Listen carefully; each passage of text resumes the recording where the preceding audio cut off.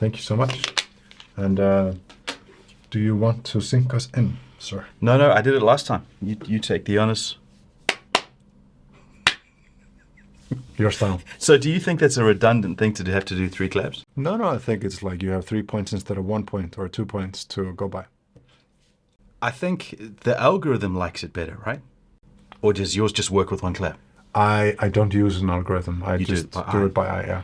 Okay. But I remember that being an issue with like a camera if I shot it in 30p or something. Right. There was a slight difference, like minute, like 1% difference in the time.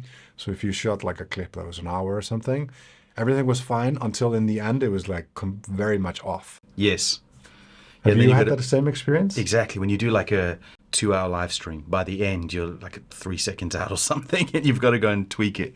So yeah, I've learned some tricks to try and solve that, but it's like you changing 100.0001% or something to try and match it. It's stupid. So annoying. What was the trick for you? So you just learned and you knew that you had to have the audio clip or the visual clip at like a 99.7% speed or something like that? Exactly. Okay. Yeah, that's what I... You still do that? No, now I don't have the problem. I think I just learned how to do the job better.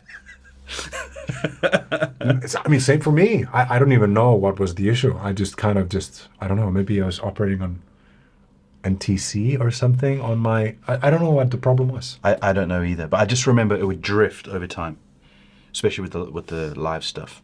So, yeah, fortunately we don't have that. I'm sure that Jaden will correct us. He'll know. I'm sure he won't. He'd be like, I don't know. You know better than me. So, e.g., last episode, what was the number last time? 7? 8? Yeah, something like 7. You suggested directional mics. Yep. Today you set them up. What do you think?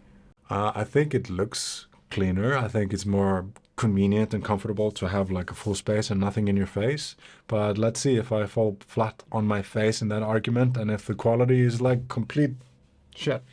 If this episode doesn't come out, no one will be watching this. And it's because the mics don't work or they break halfway through. I think they're going to be amazing. It honestly feels a little different not having something in your face. It does. So I don't know. I've got so used to having the mic here. And then it becomes that nervous tick where you fiddle with the bolt or you moving it around. But it feels freer now. So I think that's a good thing. It's just different.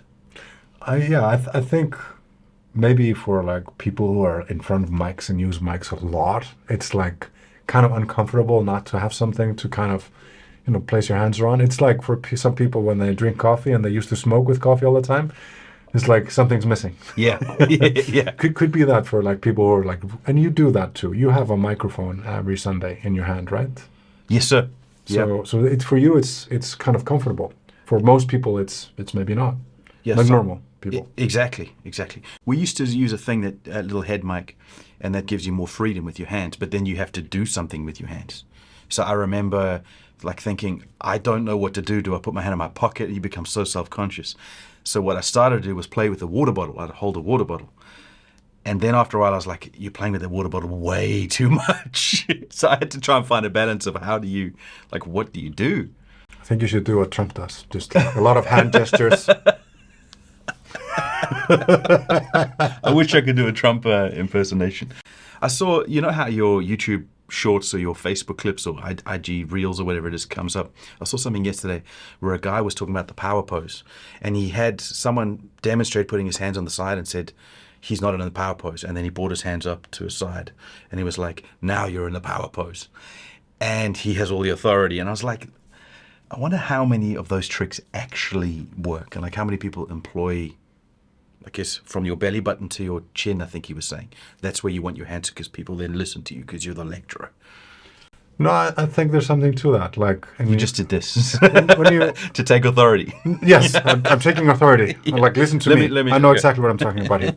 No, you see it sometimes when you see a person that's like slanting their head down and walking in the street, or if they have their shoulders forward, they're kind of in a protective kind of posture. Yes. If you have your back straight, shoulders back, head straight, or even up. And lift. It means something. Like, there's a subconscious read. You mentioned something the other day. Someone was walking in and you were just hurt by their steps. You noticed something. You had a read on it. That was quite interesting. That's another version of that, isn't it? I suppose so. Yeah, how you carry yourself, how you present yourself. Make sure that you're cleanly shaven, smartly dressed. The things that I don't do. It does make a difference. It does. It really does. Yeah. I remember I worked in a payroll office back in my first proper job. I did other jobs, but this is like an office job. And they told me some information about some tax regulation. And so people would phone up and say, hey, I've got a problem with my pay. And I'd say, it's not a problem. This is the issue. It should be this way. And I'd give them the reason that was given to me because that's how I was trained. And these people were being taxed like more than double what they should have been taxed. And they were complaining. But because I had the information and because I was so confident in delivering the information, it made sense. It obeyed all the numbers. Every single person I spoke to went away with, thank you for helping me. Then one day, someone got disgruntled, really unhappy, didn't believe my reason, and then forced me to go and ask my manager. And I was like, well, my manager told me this. When I went to the manager, she said, that doesn't sound right. And I had to phone the tax office, figure out what was going on. It turns out I was lying the whole time. And it wasn't true, and these people were correct. But what shocked me wasn't not so much how the organization could make a mistake like that, because organizations make mistakes like that all the time, was that how people believed what I said based on my confidence. Because I genuinely believed that what I was saying was true. Right. And it wasn't. This is, I think, the base behind marketing. People don't go by data. They don't go by statistics. They go by conviction. Yes. Like it's emotionally based. Yes. And so you had that behind it. You had the conviction that was just like you believed every word you were saying. Yep, I did. Yeah. So it's funny how people then employ those tactics. I can feel it when I'm on the phone with someone. I can feel them trying to sell me. And I hate it so much because I've tried to learn some of this. I don't employ them in business like on purpose, maybe subconsciously, but I haven't gone to a sales course to try and learn how to sell. We're demand driven. Our clients phone us. We never cold call or follow leads or any of that nonsense. And maybe we should, but we don't. But it's amazing that some people employ those tactics, and then because you have a little bit of information on it, you can feel them using them on you, and you get more and more defensive. That's true if it's too much of a hard sell. Did you see the Bernie Madoff documentary on Netflix? I have watched an old documentary, but I haven't watched the current one. So I know roughly the story. I remember in the documentary, they were talking about his origin story, how he started out. And he at one point started going to Florida. And he started connecting with a group of Jewish people down there. They were a little bit ostracized from the rest of the community for whatever reason. And he would not try to sell them into buying into him. He would be super no, I don't. Not for you. No, it's not for you. And then he would select a few that he would allow, but it's officially he's not doing it. That made everyone want to come to him, and he said no, until he said yes. And if you ask too many questions, if you invested with him, and you're asking about this, that, or the other, or if you're just questioning him too much, he was like, you know what? Here's your money. We're good. Wow. We're square. If you don't trust me, I don't want your money. Yeah. Powerful, eh? But that was maybe all a part of his plan, because then he knows that, okay, this person is eventually going to sell, and I need this Ponzi scheme to be going as long as possible, so I want these people to never sell. So I need someone that does not question me whatsoever. Wow. Did he intend to start with the Ponzi scheme, or did things start to go south and then it became a Ponzi scheme? I think very early on, at some point late 80s or in the 80s, I don't remember exactly, he opened up a new floor in the Lipstick building where he had his legit office. Okay. That was just dedicated to just this type of stuff. And that was the intention, was to rip people off? He did not allow his sons or there was only a select people that are allowed in that part of the business. Wow. His sons actually really wanted to be a part of that. They wanted to learn and know the whole business. Whenever you retire, when there's a handover, there's this whole thing that we know nothing about. But he just, maybe that's like a trial tactic. They like plausible deniability. I don't know if it's the actual truth, but according to everyone around him and the documentary, they did not know about it. It was only like a 1 or 2 person that was, apart from the people that were actually working on that floor. Right. There were very, very few people that were allowed to touch that part of the Who business. actually knew what was going on. Yeah. That's crazy. I remember that, I remember the story. I don't know how true it is because I haven't read it recently, but no one wanted to eat potatoes in Europe. And what the French king did, I think, is he planted potatoes in his royal garden, and he told the guards, if people come to steal them, let them steal, pretend you can't see them. But I want it to be like my special crop. Don't want anyone else to have it. And he created the same scarcity. And potatoes became popular because the king pretended like he liked them and let people steal them. It's super interesting. There's so much psychology in that. And it works. This is an actual thing. Yep, that's right. It's funny when you try and negotiate or you try and get something that you want. If you're desperate, you send a signal that allows someone else to play a game better than you. Right. But when you go, I don't know if I want it or not, then they're the ones in the back foot. Well, it's a good thing, and I'm not sure about the, you can play the game. But that's powerful, man. Bernie Madoff. How much did he embezzle in the end? Or just lose? It was billions, right? Yeah, it was some unfathomable amount of number. I mean, he had his claws into some royal families, like going back generations. In France, there were like these investors that they're 300 million, one family, like another family, a few hundred million, and it was just completely, I think it was in the multiple billions, and all of that just disappeared. And the thing is, like, I wonder, where did all of that money go? Because crypto. Yeah. Yeah, you're right. Where did it go? Because I think at some point there was a guy that he suspected knew that he was running a Ponzi scheme, so he started drawing his money out. And this was maybe 120 million US dollars or something, which is nothing compared to what the whole scope amount he had. But that was a stretch for him. That was difficult for him to kind of play all of that out and figure that out. Wow. So I wonder, he must have nestled it away somehow and got some of it away. I wonder. I mean, just like Pablo Escobar, people were still like many years after, finding like buried down rotten piles of money, right? It's crazy. It's crazy. Absolutely crazy. Yeah. I've been doing a little bit of research into money. Yeah. What money is. For years I've been looking into it, but recently a little bit more looking into the Fed. And there's some crazy ideas around money. And I think I mentioned to you the other day, have you heard about Jekyll Island? You mentioned it. Apparently, I don't know all of the details, and some of it's conspiratorial, and some of it is just fact, but you don't know where the lines are drawn.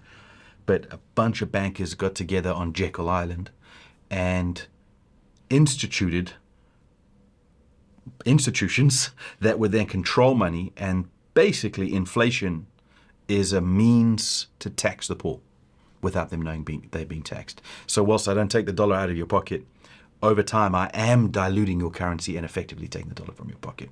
And it's become this big scheme that everyone's in on. Everyone thinks it's a good thing. We should have inflation. 2 to 3% is a good inflation rate. Like we're being stolen from on purpose, and we're all going, oh, that's great. And as the more I study about it, which is very little, the more I realize, man, this is a whole big scam. It's just a whole big scam. So we look at Bernie Madoff and go, oh, that's terrible what he did. But that's happening at a macro level. Like the fact that you spend $1, that's happening to you. Yeah. It's crazy, absolutely crazy. And the way that the markets will just shift value from a particular product, like we all think that NFTs is a scam. Everyone hopefully knows that that's a scam. And the rug pulls that happen. But that's happening constantly with all fiat. Not just cryptos. I'm wondering though, like with NFTs, for instance, I was talking to someone about this not too long ago. NFTs is a verification chain as well to authenticate things, right? Yeah, it's the technology as well as what most people on the internet will know as NFTs, which is the fake coins that do nothing. But the actual technology is authentication, yeah. So for instance, if you have someone that wrote the original code for the internet, or the code for the internet. Like that exists. That's something that's like in the mid 80s or something. Yeah. Someone has that. Someone made that. Someone came up with that. That's of value. That's like that changed the world, right? Yeah, true. So if you have that verified by the process of NFT or some other process, that's assigning value to it and authenticating it in a way. Yes. So in that way, it's not a scam. But in many other ways, it might be a scam because you're authenticating something that's just... Yeah, I think the scam element is using the token to hyperinflate something, advertising that, and then just literally rug pulling. You just sell before everyone else sells, and then it just tanks. I think that's the scamming element, because that technology is not regulated yet, and people don't really know what's going on. So people are just getting on the hype train and then getting trashed. So, but the technology is real. Like that probably is the future. Yeah. But yeah, I don't know, man. When every time there's something new, there's wiggle room, and there are people who are more than happy to abuse that wiggle room. Didn't Logan Paul, was he connected to like some massive crypto scam? It was his own CryptoZoo. I'm sure you've heard about it. I tried to veer away from it a little bit. He started a game called CryptoZoo where you buy eggs, and then the eggs hatch, and then you can breed different animals to like fantasy animals. So a lion and a giraffe you can breed into some other crazy thing. Sounds like Pokemon. Maybe a little bit. Maybe because he was into Pokemon, wasn't he? So that was the idea, and then he didn't make good on the game. It never was developed, and then the token within the game was, I think someone did a rug pull or something happened that the value tanked. And then there was a big whole thing on the internet about CryptoZoo. So some dude made CryptoZoo in a day or 4 days or something, just from his own coding, used AI images and just put it all together. So what Logan Paul couldn't do in like a year and a half, this guy did in a couple of days. But apparently there were crypto scammers involved in his gig that he blamed. Everyone blamed him for saying, well, why did you involve them then? But yeah, crazy, man. Crazy. Did you ever get into crypto? No, but I mean, if everyone believes there's value in something, it has value. That's true. So I kind of regret not being part of Bitcoin early on. Maybe early on, yeah. I got involved in Bitcoin when it was at 60,000. No, but I mean, and now it's 20,000. I'm sure it's going to correct itself. I'm sure, like with time, it's going to even out. Now we're just like U.S. says there's no recession there, but I mean, I guess there's they just keep changing the definition of a recession. It's just there's a recession everywhere, right? 100%. And this is a part of how it manifests, right? Yeah. Just stock tanks. That's right. That's right. But on the long timeline, let's say in 7 years, I'm sure it's going to be up again. Tesla went down, like 80% or something crazy? That's because, I mean, the electricity is off the hook expensive in Europe right now. Yeah. 5-6 times fold what it used to be. Yeah. And of course, there's going to be less demand for electric cars, of course. But that's going to correct itself with time. So I have actually wondered, should I invest in Tesla now? I believe it in the long run. Should I invest? But I look at it like a little bit of a gambling. It's a tiny bit of gambling, right? I think it is, man. I think you don't have any control of the assets. You don't make any decisions. You have no effect on the outcome. You're betting on that horse, whether it wins or not. And it's an educated bet, but it's a bet. So I don't know. I'm conflicted, man. I kick myself for investing in Bitcoin because I have no control over the asset. I don't know what's going to happen. And with business or with your own job or your own hands, you can affect the outcome. Yeah. The thing about Bitcoin is it doesn't produce any assets. It's just valuable because people say it's valuable. There's no substance there. If I have a piece of farmland and everything tanks, I can still grow potatoes. Right. I haven't lost. There's a fundamental value there. And so the same with Tesla. Tesla could go to zero. Could absolutely go to zero. Elon could stuff up at Twitter. Things could just implode. Economy starts to tighten. Fuel prices go up. And he doesn't exist in a year's time. Absolutely possible. And you can't change that. No. But if your farm starts to go bad, you could work harder. You could import water. You could, I think there's a little bit more handle on it. Right. It's not scalable, like Tesla is scalable. You could just reinvest money. but there's more direct input. Yeah. So I don't know, man. I see all these investors and I get so jealous sometimes. I'm like, oh, man, you're just putting your money into a stock and it makes money. And I think, do I really want that stress? That's the thing, because like, if you have a lot and then you stand the chance of losing a lot, that like the weight and stress of that is probably heavy. Like you need some ice in your stomach, like you say in Iceland.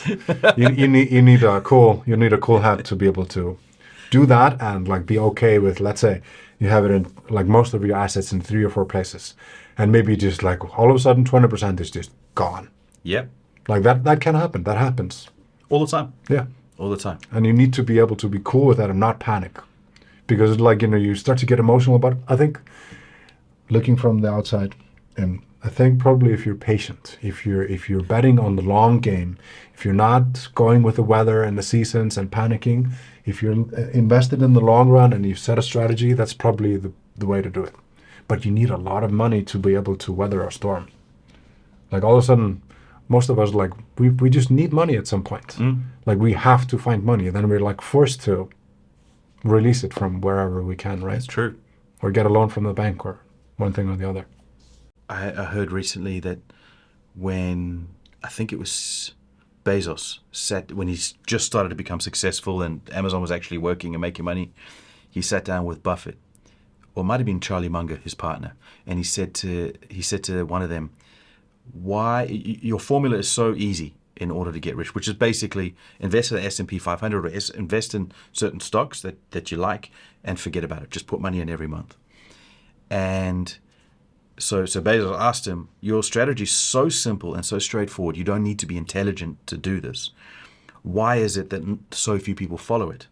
And Buffett said, because so many people want to get rich quick, they're not prepared to get rich slow. And I think that's the patient element. I am not a patient person. Every time I've got involved in stocks or cryptos or foreign exchange, I've gambled. Every single day. It's not been investment, because I get so emotional that I buy, sell, buy, and all of that movement just makes your broker rich, not you. Right. Terrible.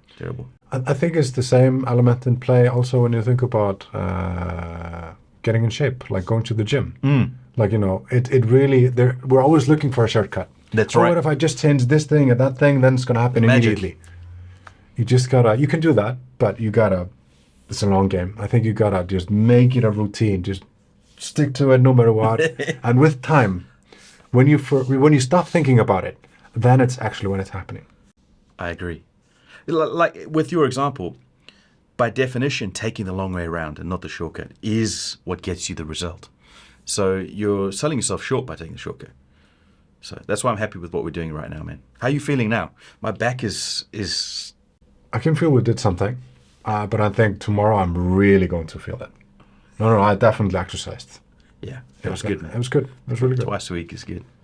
I think that's the great start, especially if we solidify that. Like if we do that for 3-4 months before we change anything else. Just stick to twice a week. Just consistently build that up. Yep. 4-6 months, and then we might see what we feel like, if we want to add one more or if we want to just stick to this. My mum was saying she's walking a little bit and she's taking all of the to get fit, and she was taking all of the boundaries and goals and missions out of the equation. And we were saying how powerful it is that the win becomes showing up, not trying to reach a weight or a distance or a time. It's just, I want to be in the space. And I really like that as an approach. We're just disciplined to arrive. And whether it's a good session or not a good session, we've already won. That's a long-term perspective. Exactly. I think that's exactly the right way to do it. Then you've got some marble you can shape and sculpt. But if you don't arrive in a disciplined manner, you've got nothing to shape. Doesn't matter how great your technique is, you're not using it. So I think especially to build momentum, it's just that we've decided, we were saying this morning how good it is also to have an external accountability source. Like it's not just my internal willpower. It's that I've agreed I'm going to be there. We're going to be there, even if I don't want it. Because I really didn't want to get there this morning. So that's good. It takes time to build the momentum. Like, once you've been doing it for a little bit, then you kind of just can't help it. You're like, oh, you can feel, I need to be there. I need to go there. But in the beginning, building up that momentum, you can't do that just out of being inspired, because you're going to run out of that. Or you're going to go too hard and your body needs a rest, and then like the train is off the rails. That's right. It's a really touchy, difficult thing. And you can't also just rely on your discipline, because you can get hurt or like something can happen. Yeah. Yeah, it's true. But I'm good, man. I'm feeling stronger. I feel like we're heading the right direction. My cardio is now becoming a limit, and so I'm trying to work on that.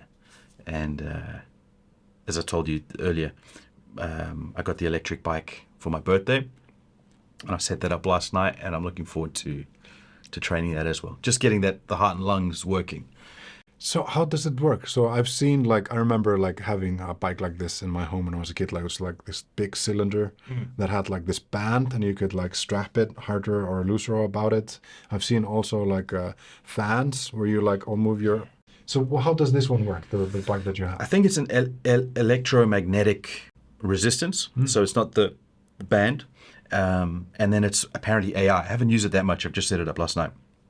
But apparently it'll adjust the resistance depending on the inputs from your app. And your app can simulate mountains and trails, and as you go up the mountain, it increases resistance automatically and goes down. And then you can simulate a race with real people. So you're all on the same track at the same time, passing each other. And so it becomes, even though you're at home by yourself, it could become like a community thing. That is really powerful. And also so. like what Jaden mentioned yesterday about like that interval element. Yes. Supposedly like runners, I don't know much about running, but like I've spoken to someone that was really into it and getting like really good gains. Like interval training is very important. I remember also the same thing for a guy, a friend of mine that was into biking, like road biking. There has to be like this, like you go hard, you rest, but you keep going. Yes. So you go, it's like you go up and down, up and down. That's the way to do it. And then if you're going up a hill, then you're going down, and then you're going straight. That's kind of built into the program on the bike. Exactly right. Exactly right. So Jaden said he did it a few times, and then at some part of the sequence, he was riding in a puddle of sweat underneath him, like on the floor. So I'm looking forward to that. Because the nice thing about cycling is that it's not that intense on your joints. It's a low impact. And so you can build the muscle. And you can also take it much easier because you can just lower the resistance to almost nothing. So interval coupled with that external sort of competitive or camaraderie component, coupled with there's a low barrier to entry. You don't even have to leave the house to start working out. I'm hoping we'll just make it a no-brainer. I think also that competitive element that you can overtake people or people can overtake you, and that's I think that's a big factor. Yeah. Because I tried like a workout with the Oculus. It was like this kind of like you had to squat underneath barriers and you have to like hit targets this way or that way or something like that.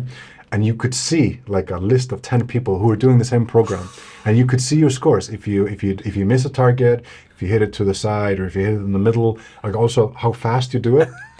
Your score goes up and down, and you could see like if you start to mess up and get tired, you're like, oh no, I'm drooping behind. It really works.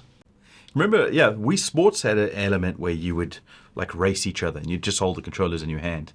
And I remember going crazy with my brothers trying to beat them at the 100 meters or whatever.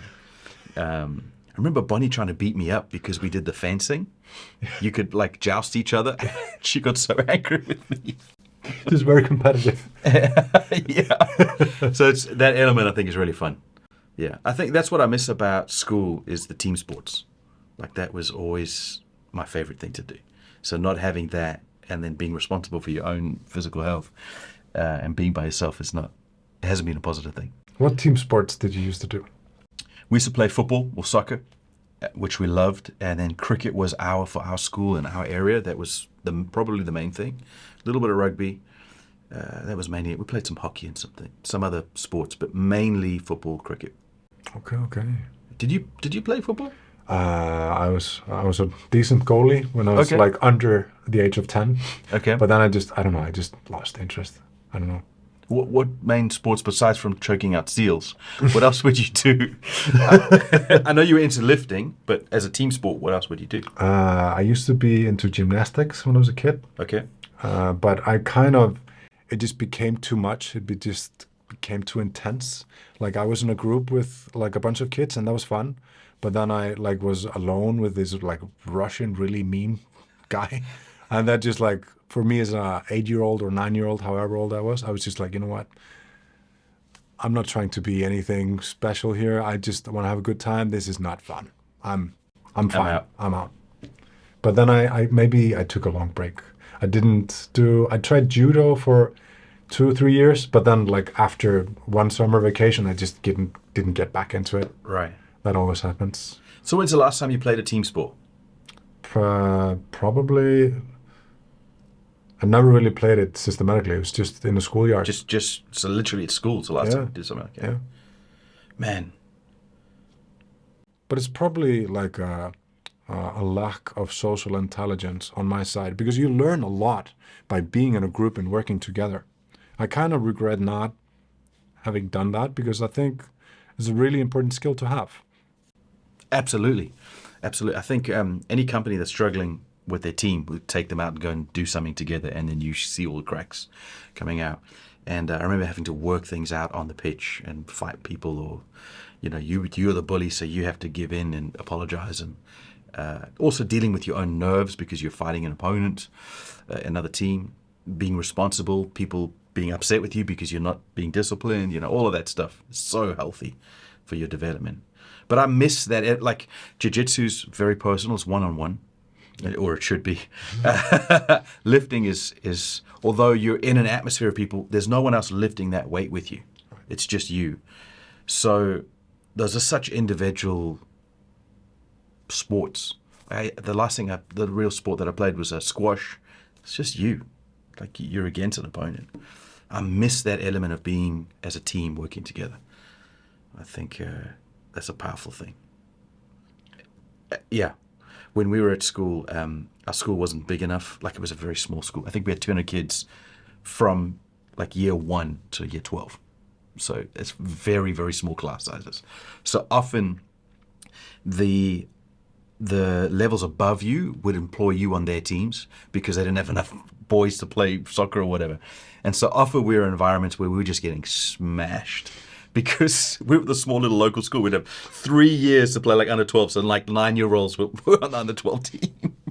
And the other team would just decimate us.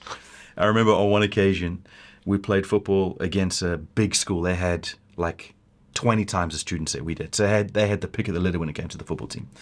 And so our only football team for our level went to go play their C team. And their C team demolished us. And in the first half, they scored 5 goals and we scored none. But they weren't even trying, and they were killing us.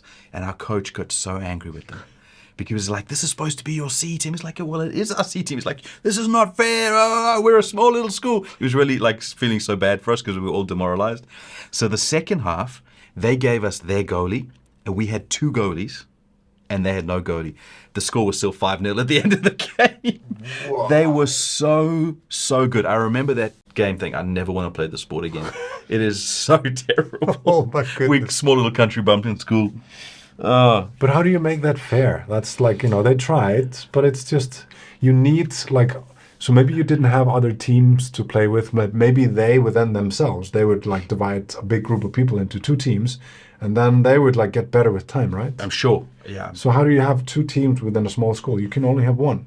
And how if you don't have anyone to play against, like a full team? Then you're as bad as we were. How can you can't build skill. You can't. It's not possible. No, we were terrible. We weren't bad at cricket, but when it came to football, we were demolished. So, but that's good. It's such a good thing for a kid's experience because it's character building. You learn how to deal with an impossible situation. As long as it doesn't break you. I think some situations and like this can break some people. If it's too much, if this is like your life, this is your focus, and you get just demoralized to a point where it just. I think life is tough. It is. There are some things in life that could break us today as adult men. We could step into certain situations that will break us. And I think if you can structure that memory of something breaking you in school and go, well, let me avoid the situations that are guaranteed to break me. I think that could be a positive. It can be. I mean, isn't that also what like Goggins' craziness comes from? It's just he's just decided in his mental illness that he is not unbreakable, fully unbreakable. Yeah. And if he senses that someone like thinks he's going to break or something, that's fuel for him. He's going to break you by not breaking. It's an absolute insane mentality, but He's so crazy. admirable, so admirable. He's crazy. He's another level. He's another level. But again, that's another element of like that's his own personal ability. But when it comes to the team, he inspires the whole team to step up to that whole level. Right. And yeah, man. But I wish. Yeah. Sorry, please. No, I wish I had that element in some part of my life where I was just like, I'm unbreakable. I'm never going to give up. I'd like to think I have that, but I don't have that. No, I mean you'd be surprised. Let's see. Let's with time we just build up resistance and we build up the weightlifting and stuff. I think you would be surprised. I remember like I've not really had like a tough life or anything, but I remember like being just fully exhausted and just not wanting to be at jiu-jitsu practice sometimes. Just done. I'm done. And I just needed to like, okay, this is not a good mental space. I need to frame this like a differently a little bit. And I remember just this one thought just changed the whole thing. So like I drained my well of energy fully to the bottom. Like there's nothing left. So then in my head I framed it. Okay, now I have the pickaxe and I'm making that well deeper. Wow. So the next time I have more capacity. I like And that. just that framework, just that one thought, that changed the whole thing. So I'm no longer a victim that's just completely being just killed. Yeah. I'm I'm actually working. Now the actual work is happening. Wow. And that changed the whole thing for me. I'm sure you've heard, because you've listened to much more goggers than I have, the 40% rule. That when you think you're finished, you're only at 40%. Right. Yeah. Yes. Which I don't want to believe that, because when you get to that point where you believe that you are finished and then you have to take another step, that's such a hard step, man. It's so hard. I think it can be dangerous if you're not in shape, if you're just starting out. Yeah. To think like that. But if you've conditioned yourself to that point, I think it's really beneficial to think that way. I went for a walk last week, and just by myself, hiking up into the mountain. No, I didn't pass anyone on that trail. No one was there. So I was conscious of that. Like, what happens if a snake bites me? I don't have shoes on. So I'm worried about, I'm super, super conscious. My dog is such a selfish idiot that he's literally stepped over snakes and kept on running. Didn't warn me, didn't bite the snake in the past. And I've been like, Rufus, why aren't you telling me about the snake? And it's like slithering past. So like, I don't trust him at all. But I'm pushing myself because I'm trying to get fit again. And so as I'm walking up the steps of this trail, I'm getting tired, man. And I'm thinking, no one's here. No one's watching me. No one knows that I'm here. It's getting a little dark. It's probably the best thing for me to go home. And the voices in my head start telling me, you've done enough. You went out. You did the walk. No one's here. There could be snakes. It's getting dark. And as I take every step, it's like these voices get louder and louder and louder. And then, this is so strange. Then I started to try and challenge myself. And I thought, let me record myself. I had my camera bag, which I never took. I never got the camera out because I was playing with my mind the whole time. Then I was like, well, let me take a video and send it to EG or send it to Jaden or send it to my family so that I have this external accountability to keep me going, because all the excuses are coming. And then I was like, stop playing. You're doing this for yourself. Stop making about other people and the other influence. You just push through. And so I pushed myself to get to the top. Like, I had a point I wanted to get to. There's no way I could have done the full trail. It's like 100 Ks or something. It's part of the Mackle House or whatever. So I was just doing a little leg.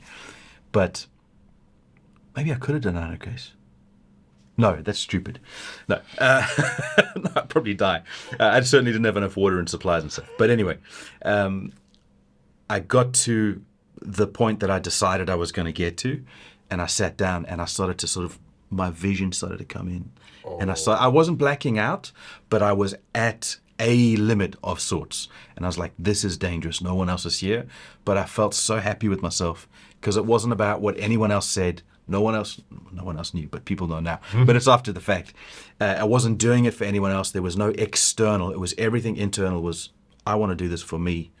I don't care what other people think.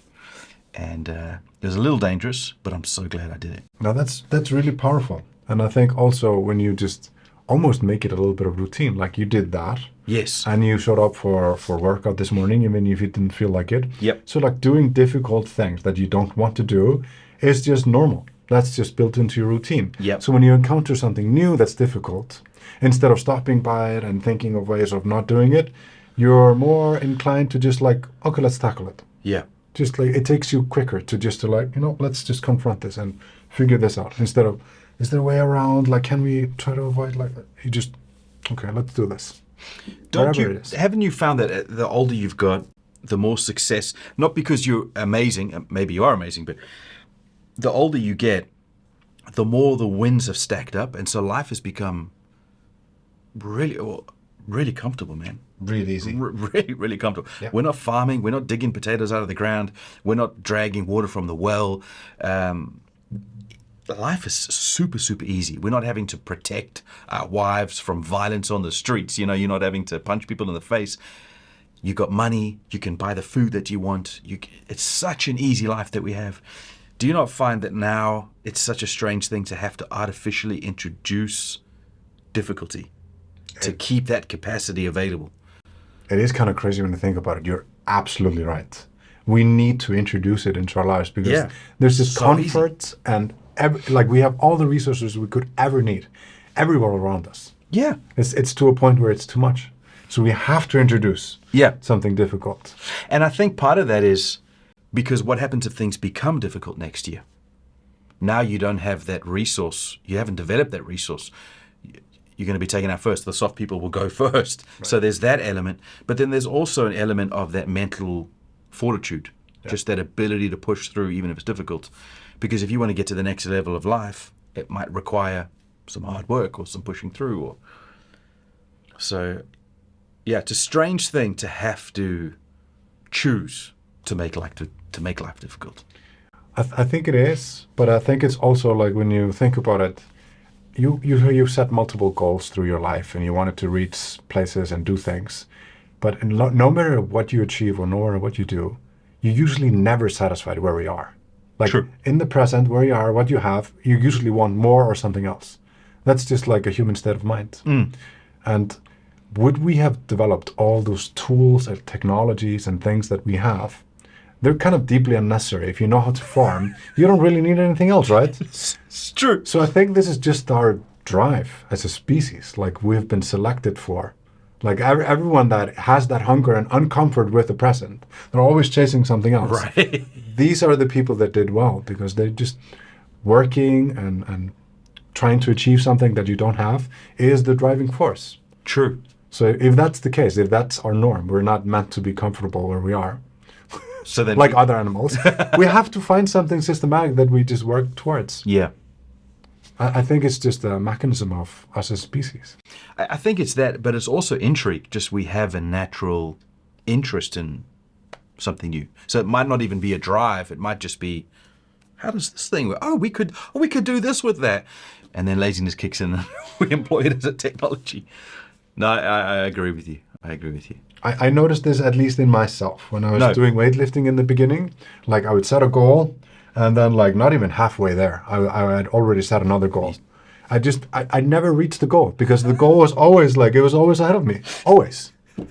And did we talk about this? I think you mentioned this to me after the Olympics. There's a lot of athletes that get 80%. Depressed. 80%. Yeah.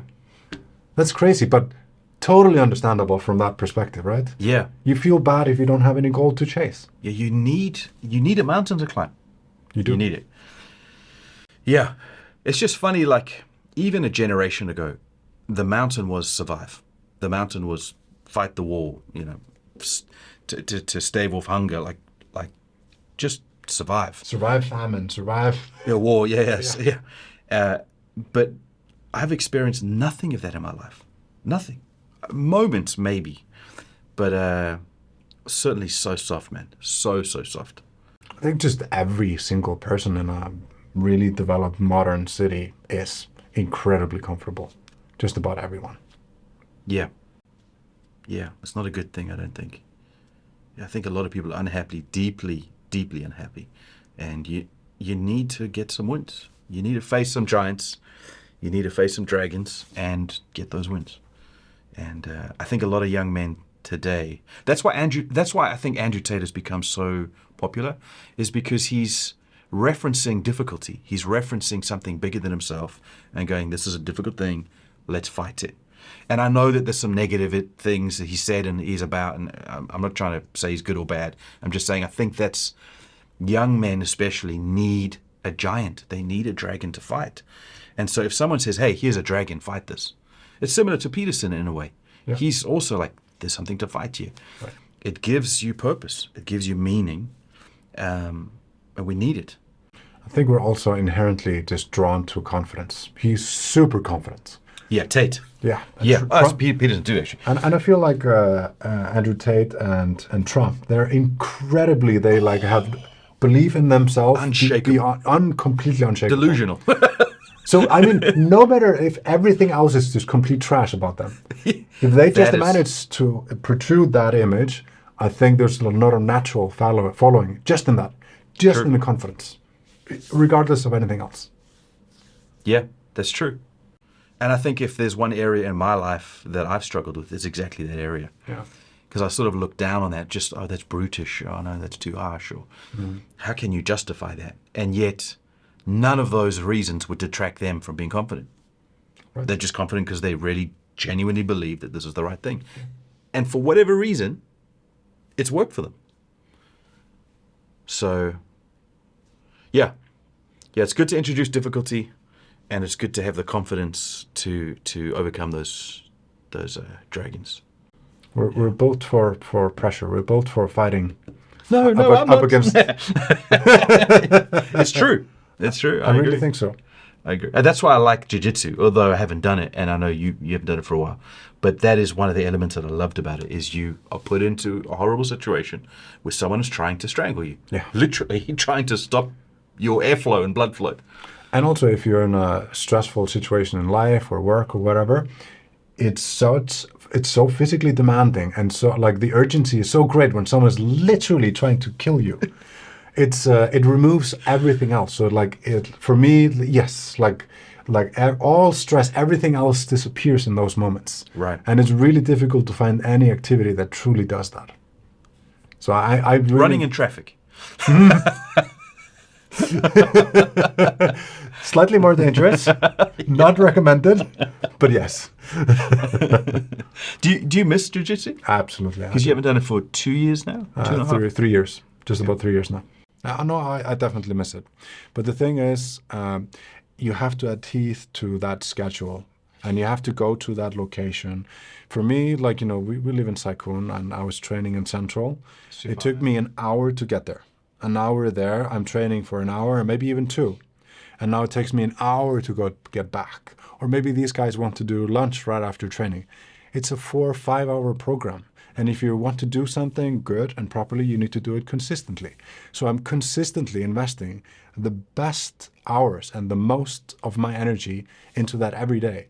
Selfishly, loved it. But I don't think I should be putting the cream of my energy, the cream of my day and time into something that's not just self-indulgent. Something that's a career or something, I just felt like, I should be putting this towards photography or video. I should be putting this towards something else, as much as I love this. So that's the main reason why I stopped. So if you could have that same schedule, but in the evening, so it's not the best of your energy, would you still do it? That's the time that I spend with my wife. Okay. That's the time I spend with Helga. The leftovers. Not the best. I can't believe it. I can't believe you just admitted that on camera. Helga, I'm twisting so sorry. My words, sir. You're twisting my words.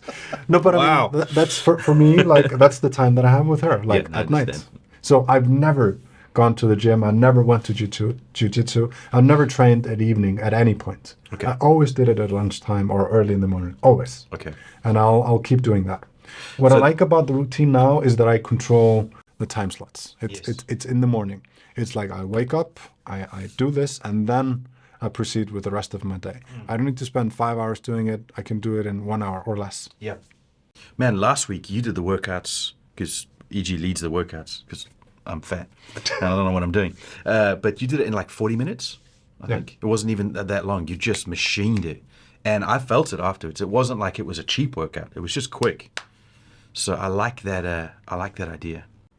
Now, I think it's good to keep your body guessing, because like if you do bench press every other day, always, your body will grow accustomed to it, and eventually you will not be sore from doing it. You'll just get used to it. So if you keep changing the workout, if you keep doing something different, if you keep your body on your toes, so it's constantly adjusting to something new or a different way of using your energy systems, I think that's the best way to work out. How do you apply that to work? Like you're getting good at your job. There's an argument to be made for focus and do the same thing over and over again so you get really good at it. But that argument is a different one to say, hey, just do everything, keep it fresh and random. I think a beginner or in the beginning, the strategy is to say yes to everything and just get like an all-around feeling for like doing all these different disciplines of video or photo or these different styles of doing work, so that you can also figure out What to? where do I have talent, where do I have a natural ability, or more importantly, what do I enjoy doing, so that you know that like you can rest well within this niche, within this direction, because you've tried all the other ones and you know this is the one that you want to do. But I think inherently, no matter what you're doing, no matter what, you can do too much of anything. So it's important to do a little bit of both. So I've been doing too much work, only work recently, or like for the longest time. So I want to try to counterbalance that by doing some more personal work, like so that I have that balance. So when I'm doing work, I'm doing work. When I'm doing my personal stuff, it's for the enjoyment of it. There's no money involved. It's for doing the actual thing. Yeah. How about you? How do you balance that? Like, do you do everything? Do you kind of focus in on any particular field in what you do professionally? How do you balance those things? Man, I don't know what the hell I'm doing at the moment. Last year, as you know, I started 7 different ideas, 7 different businesses, all failed. And I'm not upset about that. I'm really happy about that because I got to experiment and play and I learned some things and I learned, I think, some elements of why I failed. But part of my makeup of who I am is an initiator. I'm really, really good at the beginning of something. Once I figured it out, I don't need to ever touch it again because I know how this works now. And so that's really difficult when it comes to business because business is the initiation, sure, and then it's the discipline to keep that going. And I'm really bad at that. Or at least I should say I haven't developed that side of it that much. I can be consistent. I can be disciplined. I can do things I don't want to do for an extended period of time, but it's not my natural default. I'm much more excited and entertained by something fresh and different. But that hasn't been good for the business. No, but I mean, this whole place happened and this whole business happened from exactly that perspective. Absolutely. But then can I take it to the next level? Can I take it to 10x? I don't think I can take it to 10x by just being excited and initiate and work till 3 a.m. to start this website and build something in a day and don't know how to code, but I'll hack these things together. You know, that is great for level 1, but it's not great for level 2. Okay. I think, because I haven't had I don't have 500 employees. I don't have massive teams of things. And so to get to that level, which is the next rung or even 2 rungs up, I don't know if my current default can do that. So I've been assessing that. Do I keep on like I did last year? Because last year was a breakout year for me. It was get out of restriction, get out of doing the discipline. Let me just run for a little bit the way that I want to run. And it all failed. It all failed, EG. So this year I'm assessing now, do I keep on with the craziness? Like I came up with an idea yesterday that I found out exists already, or 2 days ago. I was like, hey, maybe this is the thing. Every household could have one. And then I Googled, like, oh, they already have them. But I'm like, do I keep on with the craziness, or do I go back to take a business that I already own and scale that? And so, I don't know. There's my answer. No, it sounds like we're in a very similar phase. Like we have been doing something for a while and it's worked and it's good. But now, it's like so we both comfortable. feel like we're like in a place where we need to change how we do things or change the emphasis in order to reach the next level. Exactly.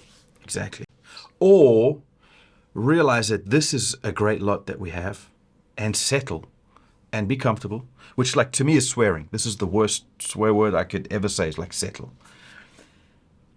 But maybe I'm just assessing it, because I never want to be caught with my pants down and be like, this was the good thing in front of you, you had it, and now you've sacrificed it for the grass is greener on the other side, you know? So I don't want to rely on always push, always drive. So maybe we should just settle and just enjoy what we have and live out our years. I can't believe I'm even saying that, but that's what I've been playing around in my head. What's the point of this? Right. Is the point to just always drive? Is it a mountain you can never reach the top of? Is that the point? Or in our younger years, we slay dragons, we fight battles, we move countries, we get through difficulties, and then we get to a place where we're on a plateau.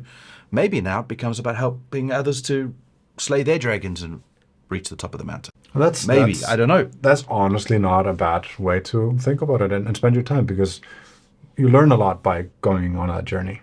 Yeah. And someone that's like at the beginning or about to begin that journey, they could really benefit from advice and lessons from someone that's been through it already. Sure. So that's what I'm assessing. So do we focus? Do we diversify? I don't know. I'm in a genuine place of questioning what is all of this. I feel like I'm going through a midlife crisis. I'm like, what is the point of what? What is the point?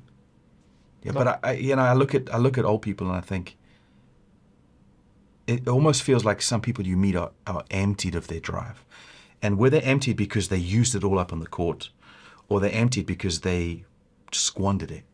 And I don't want to be someone who squandered it. I want to be someone who steps off the court exhausted because I fulfilled everything I wanted to fulfill.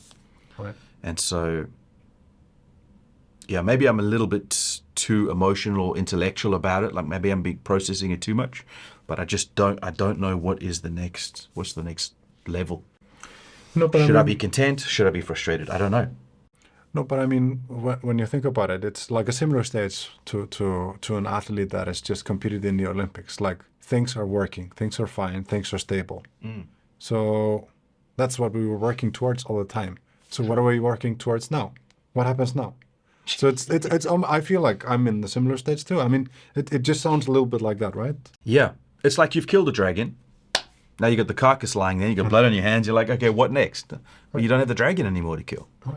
So do you get a bigger dragon, or do you set up a castle and go, well, I'm the dragon killer, and sit in your castle? I don't know. I don't know how to. I don't have I'm not aware of the framework on how to assess that and then make a step from that. And I don't want to just be fat and lazy, which I have been. I mean, I'm fat because I've deprioritized health and I've worked hard. But now that I've got to a level, I'm not a millionaire, billionaire, Ferrari driver, but I've got to a comfortable level. Like, okay, what now? Like, So you feel like you've sacrificed your health and being like really, 100%. yeah. 100%. Every time it became, do we have a business meeting? Or do I work out? Or do I get fit? Every time. I think maybe one occasion I chose health over business. And so Sammy's a big motivator to address that. So even that is not even like, it's not even just for me. It's like for Sammy. maybe that is selfish, but because I want to be around for him.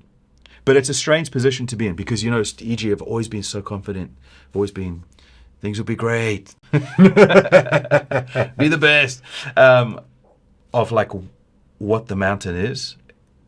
And now I don't know. Like it's a weird place to be. I don't know. How do you feel? Because you've got a level of success. And I'm not trying to say that we are the masters of the world and we're the best ever. I'm just saying in terms of surviving. Like your bills are paid at the end of the month. You've got savings being put away. Things are good. Things are comfortable. Right. One thing I've noticed that I kind of miss having, it's like kind of just like this blind positivity and like overinflated confidence that things will just work out that I used to have. That was based off of inexperience and just like everything's great, it's going to work out, and just like jumping in and figuring it out as you're on the way. I've lost some of that, but I really want to find that back. How did you lose it? I think just with time, with experience, it just like wears on you and you know better. Like, oh, I have this idea, I want to try this. Well, you don't have any experiences to base that on. You're not telling yourself that's not going to work out because of all these 10 elements. You don't have that experience when you're young. So you just go for it. And then you learn all of that things. I think like the weight and reality kind of weighs down on you a little bit when you get older. But I really want to find that again. And I think just blissful ignorance and just going for it and figuring out the problems after and during rather than using your experience as an excuse not to do it. That's what I miss mostly about maybe how I thought and how I operated 20 years ago. And I want to find that again. For me, I think it's different between people. So my mom is, in a way, that she needs to ride bikes. She needs to go to the swimming hall. She needs to go to the gym. She needs to be active to be functional. My oldest brother is the same way. My dad and my middle brother are not. I think, the same way as my mom and oldest brother. I feel like a shell of myself. I don't respect myself to a degree if I don't train or I'm active. And I think a lot of my confidence early on came from that. And I want to try to find that again, if I be just like maybe overly honest. And once I find that, once I build that up, I want to try to find a process that I can just love for the process, whether it's interviewing people, shooting video, shooting pictures, whatever the framework is. Just find a framework that I just can love to a degree that I would do it no matter what. And then just find like some consistent thread through doing that actively. And then with time, let's see, maybe I will change correct as I'm in this process, or I'll find ways to monetize it with time. That's my current plan. If you took video photography, if you took that off the table, that's no longer an option, what would you do? Because you started at square one again. Yeah. You can't leverage your knowledge. I'll probably stick to the fitness routine, just build myself up physically and then mentally as a consequence. That's a very good question. I don't know. I would try to think or figure out how am I most useful to my immediate surroundings. What is like, how can I best benefit my immediate surroundings? I don't know how exactly I would do that. And then assess from there and produce something. I mean, fitness might be an angle. You're a phenomenal coach because you're very uplifting and give confidence, even though people around you don't know what the hell they're doing. No, happy to think so, man. Thank you, man. Like I've never really done. I mean, we're just friends. We're just working out. I've always done it under that That's always been the way to do it. Well, it's very helpful to me because I don't know what I'm doing. I have no idea. And I'm always intently watching you do things. I'm like, okay, try and do this, try and do that. And you're very kind because you're like, oh, it's a good form. And I'm like, this is terrible. No, but you're going to start where you are, no matter where you are. It's not about being overly technical. It's as long as you're not hurting yourself. It just takes a while to get used to it. Yeah. So you're fine. You're doing good. Thank you, man. But I can see you're very analytical about the technique and you want to do it properly. And you're really methodical in what you do. I can really see that through the weightlifting. I've got to leverage something because I don't have any strength. No, you're fine. You're fine. It's funny you say that because in my mind I'm like, okay, step 1, step 2, try and break it down. And it still comes out wrong, but at least I'm trying.